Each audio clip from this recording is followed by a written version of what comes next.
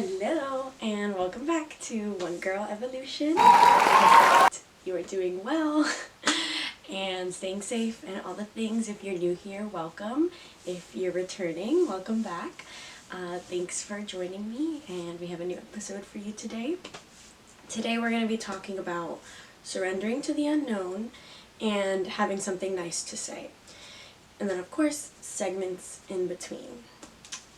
Well, sending you so much love, and I hope you have a great week.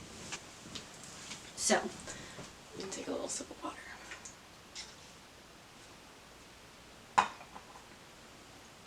Surrendering, oh god, I took a sip of water so that wouldn't happen. Surrendering to the unknown. So, I've always had, a struggle with being somewhere, doing something, or just whatever the situation is, and having no clue with what's going on. I love instructions. I love point paths that I know, okay, I'm going to do this, then I'm going to do that, and then I'm going to do this. I'm very much, I guess, controlling in that sense. So I'm not the greatest when things are unknown, which it's okay, it takes practice. But I have found and I find that when I don't know things, that's when the best circumstances take place, or just things unfold in ways that you never would have expected. And so even though I'm number one, I need to know everything that's happening, when it's happening, where it's happening, all the things, I also want to advocate for stepping into the unknown and the unfamiliar, and letting yourself go, and seeing where that takes you. I always say, if your heart has a calling for you to do something, to go and do it, and it can be scary, especially if it's something that is unfamiliar to you, you've never done, or you just don't know about, or you don't know enough about. And so that's where you go in and you educate yourself, you throw yourself in the deep end and you do the thing. Obviously terrifying, scary, but I have found that it could be very beneficial, one, for your growth, and you learn the things that you like and that you don't like, and that can give you the steps on how to move forward. But you don't need to have everything planned out or figured out for so and so amount of years, so and so amount of time, because one, you can never do that. You don't know what tomorrow could even bring. So that was a really good release for me, in the sense of control. You can plan and plan and plan. One of my favorite quotes is, and even if you're not religious, you could interchange it for the universe, or just the greater being, or just whatever you want it to be. You make a plan and God laughs, because God, the universe, source, your higher self, the Matrix, the video game, whatever you want to call it, wherever you think we are right now, whoever is controlling the situations, they have a greater plan than you could ever even fathom. So why not let go of that control and have the inner knowing, the inner trust, the inner peace that everything's gonna be fine, because I don't have to be so not on top of things, but so in control of how this circumstance has to play out, because if it doesn't play out this way, then I'm gonna be it's goes back to you only can control your reactions. So I don't know if this is true. This is my example though. I have found that when I'm in traffic and I get in a bad mood, I get annoyed, I get angry at the traffic, I find that it goes slower. I'm not kidding. And maybe this is just my experience, I don't know. But I find that it moves slower, and I'm just more and more frustrated. But when I just laugh about it, I'm oh, okay, I must be getting saved from something, or oh, okay, that's so funny that this car just cut me off, it's okay, it's fine.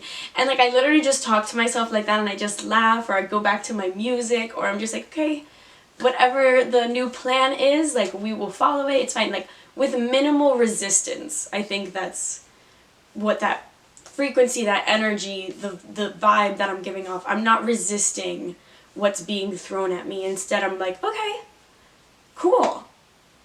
let's continue. Let's see where this goes next, you know? I have found that it moves faster. All the cars get out of my way. I'm at my location 5 minutes earlier than I thought I was going to be. I don't know. But I feel like there's a hair in my face. So, I don't know. I mean, you guys know I do believe in, like, energy, frequency, and, like, whatever, like, energy you're giving off, like, is gonna be either, like, mirrored back to you, or it's just, yeah, like, it's just gonna create more of it. So, I've just found, like, I love the phrase, I found it recently again, like, sliding down my back like butter. It's like butter, down my back, sliding. No resistance, just perfectly going down, you know? Like, just don't let things affect you. The same thing as, like, don't cry over spilled milk. When I spill something, I try my hardest, or I stub my toe, or just anything that, like, I spill my purse on the floor, like, any little thing that maybe, like, could derail, or, like, upset me, or just, you know, frustrate me, all the things, stress me out. I tell myself, like, laugh. Laugh about it, it's fine, it's okay. And, like, I don't know if that also just brings a higher, like, frequency in me, like, where it's like, okay, I'm just joy, just constant joy, trying, not everything can be constant joy, but you know what I mean? Just, like, my first initial thought recently has been, like, okay, just laugh about it, like, it's fine. Haha, how funny that just happened. Continue. Like, it's not a big deal. Like, there are also bigger things in the world, but the same, like, just, like, butter down your back. Like, don't let things stress you out. Half this crap isn't real, so it's okay. Like, time isn't real. Jobs aren't really real. Money's not real. Like, all those things. Like, it's okay. In my experience, if I have told myself, like, no stress, no stress, no stress, girl, you deserve nothing but the best, nothing but the best seems to appear. Try it out for a week, for a few days, not just one day. Like, it takes some time to rewire your brain. But, like, stepping into the unknown and, like, letting things just happen and play out the way they're supposed to. I've said this before, like, you look back on it and you're like, oh, that happened so that could happen, and then that didn't work out because this greater thing came in. Like, just all those little things. And if you're in, like, a slump and things just haven't been going your way, I don't know, I think genuinely that is a sign for you to just look inward, like, better yourself, grow yourself, be your own best friend, like, the habits maybe you don't like, or, like, not the characteristics, but, like, the things that, behaviors maybe you do that maybe you don't like and you want to better yourself, like, take time and in solitude, like, grow and change and evolve. And then bring yourself back out into the world with that, and, like, let yourself practice these new behaviors, these new reactions, these new, like, ways of being. And, like, test yourself and make sure, like, you are ready. Like, trust me, like, it does take time, and, like, you may backslide or take steps that the old you, quote unquote, would have done. And that's okay. You still learn from it. You still grow. And you tell yourself, okay, that was the last time I wanted to react like that. Or, like, moving forward, when something like this happens, like, I know I can react better. I know I can do this X, Y, and Z. You know, like, all the different things. But I really feel like once you surrender into not being, like, into knowing that you don't have as much control as you do, and, like, that everything truly is unknown, because I don't know what's going to happen in a minute, in an hour. Like, no one knows. No one knows. You can have a plan, but you don't know what's going to happen, genuinely. So, surrender yourself into the unknown, as Elsa says. Into the unknown, into the unknown. Adina, what is it? Adele Dazeem. Idina Menzel.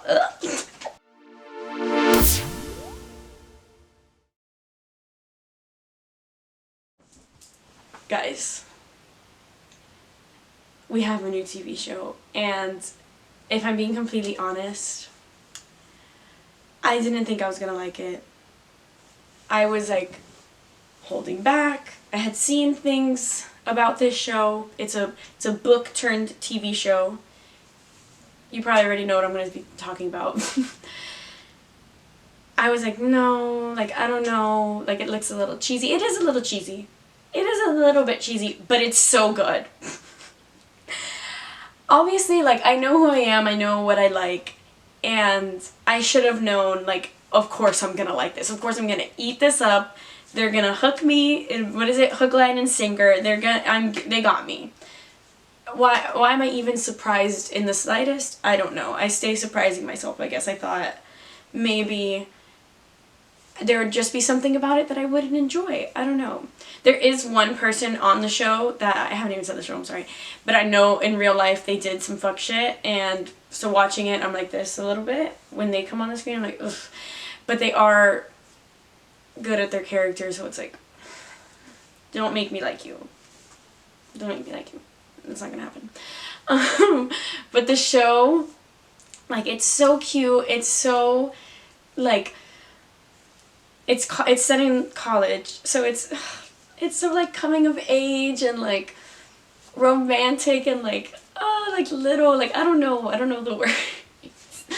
But I don't know, I didn't think I was gonna like it. I fell in love with it, but it's off campus. I was like, no, I don't think, like, I don't know about it. You know what, I was the same way with Heated Rivalry. I was like, no, I don't know, that doesn't look like it's for me. Not that does, like, that, but, like, I just was like, again, I thought maybe it was a little bit cheesy or something. Like, I just didn't know. I was uneducated. Obviously. Then I educated myself in both of these languages. God. No. Obviously it doesn't compare. Heated Rivalry is amazing. But this show can stand on its own 2 feet. I think so. I love it. Apparently there's going to be, like, new seasons of it. I don't know. It's basically like a love story between this hockey player and this girl who has her own things regarding, like, hockey and hockey players and just, like, love and stuff in general. And so it's basically one of the tropes, like, fake dating. I love the trope fake dating. I don't know why. But I think it's a fun one. I think it's so fun to see people who don't like each other. Oh, I don't like you, don't touch me. But it's like, we have to pretend we're dating, and it's like, you guys you guys like each other. Like, go on. You can cut the tension with a knife, with a butter knife. Like, you like each other. In my opinion. Obviously, if you're watching the show, like, you've read the books, you know what happened. But no, super cute. I love the side character story of the best friend. Like, I guess it's like the 2 love interests, both best friends, because, like, he has, like, a whole group of friends, so it's one of his friends, and then it's the girl's best friend. I love that little side quest, side plot story. I love a little side plot story too. So the fact that they have that, that's amazing. No, it's very cute. You do see some hockey, so that's fun. We love the boy aquarium. And everyone's just like, you know, I love pretty people. I love to be visually stimulated. Everyone is just so pretty to look at. It's so much fun to watch. And they're also cute and fun and cool. And they're singing and dancing. This was written for me. Why did I think I wasn't going to like it? It's crazy. But yeah, go check it out. And what are you watching this week? Any new show or movies? Ooh, I actually have a new movie too, but we'll talk about it next week. Just because Off Campus has encompassed my brain and cocooned in Off Campus now. Okay, well, have a great time watching your show. Let me know what it is down below. Our other topic for this week is having something nice to say. I recently saw a video on TikTok that it made me, like, remember this. Not even remember it because I do practice it, but just, like, the way it was spoken, I was like, ooh, I want to talk about this. And it was basically a dad and his, like, 2 or 3 daughters, and one day him and his oldest daughter, like, were going to lunch or something. I don't know. You could probably find it very easily. It's like, if you have something nice to say, say it. So he basically tells her, like, she tells him, like, oh, Dad, that girl's so pretty, I love her hair, whatever it is, right? And he goes, okay, well, go and tell her then. Go and tell her the thing that you like. And I have always just had like, it reminded me that, one, I do want to talk about this on the pod, but that growing up you would hear kind of like, not the antithesis of it, but like, if you have nothing nice to say, don't say anything at all. And like, I agree, obviously, like, if you don't have anything nice to say, just keep it to yourself. I don't know, if they deserve it, maybe say it in private with your friends. But you don't need to go out and like tell people like everything that's wrong with them, because their head is probably doing much worse in terms of that, and like saying just horrible things. For the most part, some people are just like arrogant, and maybe they do need to hear it and be knocked down a few pegs. I totally get that. I totally agree with that. It's fine. But we never truly know what's going on in someone's head, so if you could do your best to not try and bring them down, like, that's probably a better alternative, in my opinion. But I don't really like I don't know if it's the contractions or just like, there's like a negativity to me in the, if you have nothing nice to say, don't say anything at all. I just don't like being told don't say anything at all, I think. I think that's kind of like, I'm gonna say whatever I want. I don't know. Usually what I want to say is nice, so I don't know. Maybe that's why it rubs me the wrong way. But I liked the way the dad said it. Like, if you have something nice to say, go on and say it. I like that. I don't know. To me, it's uplifting. It's encouraging. It's like, go be nice in the world, kind of thing. And I used to think that maybe it was like a selfish thing, like that I'm going up to people and like bothering them, and like, but because I have a compliment, like they need to hear it, right? Like, I need to tell them this thing. Like, I used to think it was like not bothersome, but like intrusive, or like, I don't know you, and like, I'm just going up to you to tell you these nice things. Over the past few years, I've realized, obviously not every time, but like, for the most part, that can change someone's entire day, entire week, just hearing that one little nice thing you had to say about them. I don't know. I don't think it's a theory. I think that's fact. I think that we love, especially like, if you see something niche on their person, like their bag, their charm, their jewelry, their hairstyle, their, like, the way they did their makeup that day, the shirt they're wearing, like, if it's like things like that, obviously not, I don't compliment anyone on their physicality. Obviously I'll be like, you're beautiful, you're pretty, all the things, like, you look good today, all those things. But I won't ever say like something like physical attributes, like maybe like your eyes, because like, I can't, if you have beautiful eyes, I have to go on and tell you, I have to tell you how great your eyes are, like things like that. But like, I just don't like I don't have examples of the ones I don't like.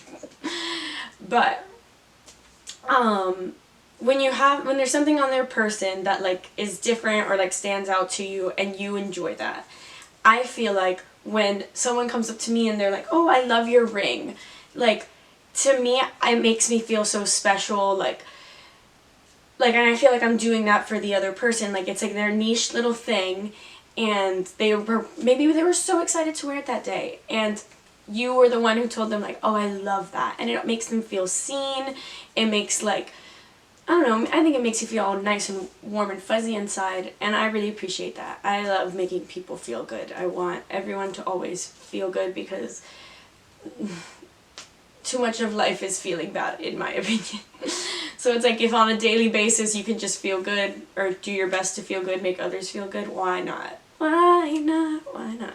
You know, like, why wouldn't you? But, so, like, not that I learned that it's not selfish, because I think in a sense, like, it can be. It's like a little, like, oh, I'm so good, like, I gave them a compliment. Like, you can have those thoughts, but it's also like, you're lifting them up, and like, if they didn't want it, okay, whatever. Like, you still went out there and you paid it to them anyway. Like, it's fine. But, like, okay, once I was walking down the street and I saw this girl in this super sick outfit. Like, she looked so cool. She looked so badass. And we had already walked past each other, and I think she was like a little bit behind me.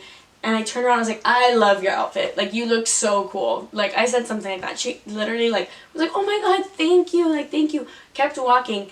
we were far from each other, and she said, she turns around, she screams, she's like, that literally just made my day. Like, I was feeling so bad about myself, like something like that. And I was like, oh yes, like thank you. Like, if that's all I've done today, perfect, put me to bed, I'm done. Like, it's okay, I made someone feel good about themselves, and that makes me very happy. Because why wouldn't you want to make someone feel good about themselves, in my opinion?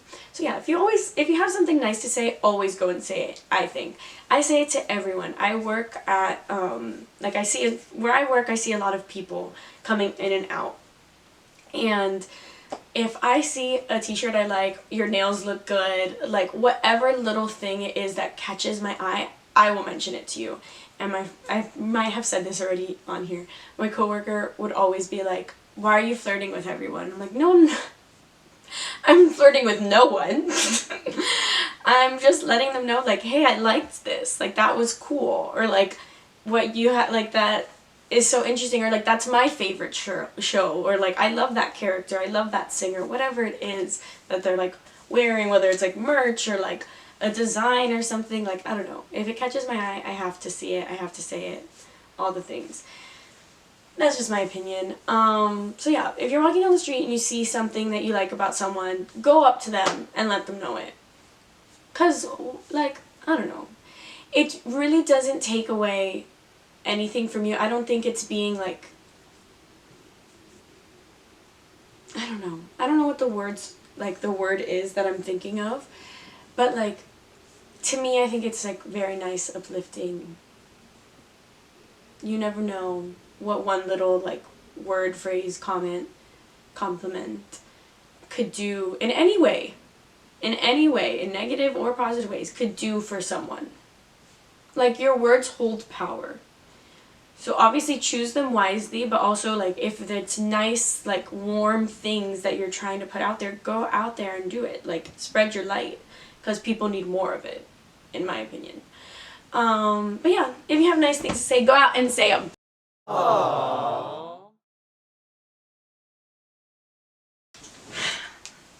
So as we're not surprised, if I have a new show, then the crush of the week is most likely from that show.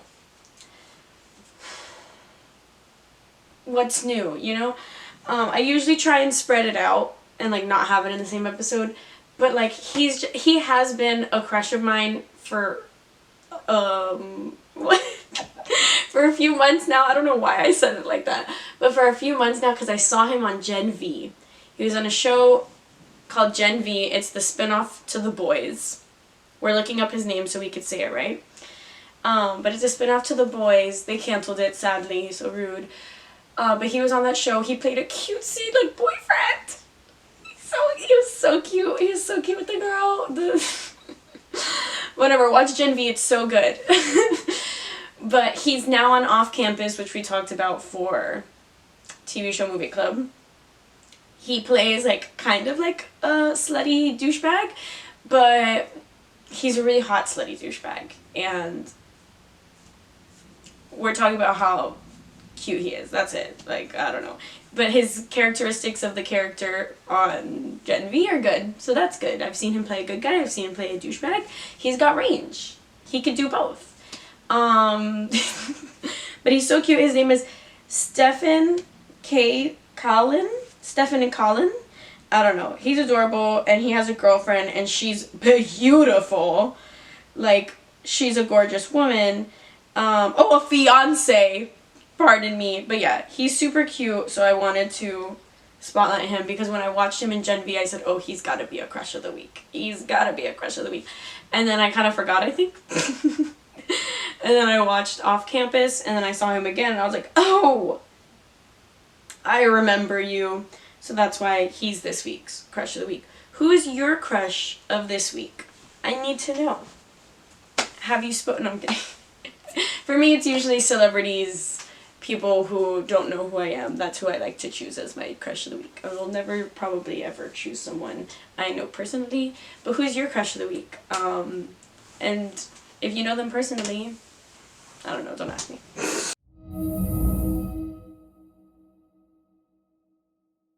Hello, and welcome back to Tarot Corner Weekly. I hope you're doing well, staying safe, sending you lots of love and light for this new week ahead. Yeah, we're already halfway through the year. It's actually kind of crazy. June is not next week, but the week after. Oh god, I don't know how many times I shuffled because I was thinking about where we are in the time. We're going to shuffle one more time. And knock 3 times. And so let's just hear what universe, God, source, spirit guides, angels, higher self needs for us to hear this week. What's going on? What is happening? Okay, get a little bit silent. Ooh, the Wheel of Fortune. Okay, love that. May the odds be ever in your favor. I don't know why that came to my brain, but I'm sure they will be. Ooh, ooh, ooh. Okay, death. So there's a renewing. Okay, so I think the odds are in your favor. Let's see. Please give us a little bit more. Hold on. We're going to get a little bit more clarity. One more time. Anything else we need to hear today? No? Okay. Okay. I like this. I like this a lot. Okay, cool. Cool. Okay, wait, hold on. I don't know. Let's find the Wheel of Fortune. Oh shit, it's like more back. Okay, I'm sorry. I feel like I have hair all over my face and I hate it. When the Wheel of Fortune appears, you are entering a new chapter in your story. New beginnings are now available to you, and the future is uncertain. This card may also indicate repeating old patterns and the need to let go of the past in order to move towards new horizons. So I feel like with the Wheel of Fortune and the Death card coming out, like, you're either in the process of letting go of repeating those old patterns and moving on to new horizons with the death of your past, or you're realizing like that's the step you have to take, right? So let's see what the Death card wants to tell us. Okay, the Death card is more over here. Okay, so the Death card represents a skeleton, which symbolizes the death of an old way of being. Guys. This card doesn't represent an actual death. Instead, it describes a metaphorical death of the situation. From here, you or a situation is no longer the same and has transformed into something completely different than before. It indicates transformation of the individual to a new state of being. And then right after it being the Strength card that came out, the Strength card pictures a woman and a lion living in harmony with each other. The lion represents the inner beast or power that exists within you. When this card appears, you are being called to tap into your inner strength and power, and if you are able to, you can accomplish anything. So I feel like maybe you need to recognize that you have the inner strength and power to overcome this death of this old way of being. But like, know that you can do it. And then at the bottom of the deck, stop it. Okay, I usually don't, but we're gonna. So the bottom of the deck, like the overall arching message is what I like to think of it as, was the 10 of Cups. But under that was the Sun. So first we're going to talk about the 10 of Cups. So the 10 of Cups marks a time when you are completely satisfied with your life. Love, joy, happiness, and contentment are in the air. So I feel like once you've gotten through, like, you know that these new beginnings are coming, you have to let go and release this old version of yourself to let these new horizons in. And you have the inner strength to do so and to move forward into this new time where you're completely satisfied with life. Love, joy, and happiness and contentment are in the air. Right? The Sun right under that, when the Sun card appears, this is a positive omen. Life is full of joy, happiness, and contentment. It's literally the same adjectives as the 10 of Cups. You have a positive outlook on your future, and doors seem to open by your command. This is a powerful time to take action towards your desires. So I don't know, I feel like let yourself be strong, let yourself be new and changed and evolved, and like all of this new beautiful blessings, joy, contentment, amazing things are going to come into your life. just trust, faith, trust, pixie dust, you got this. Sending you so much love and light, and I hope things go amazing. Have a great week.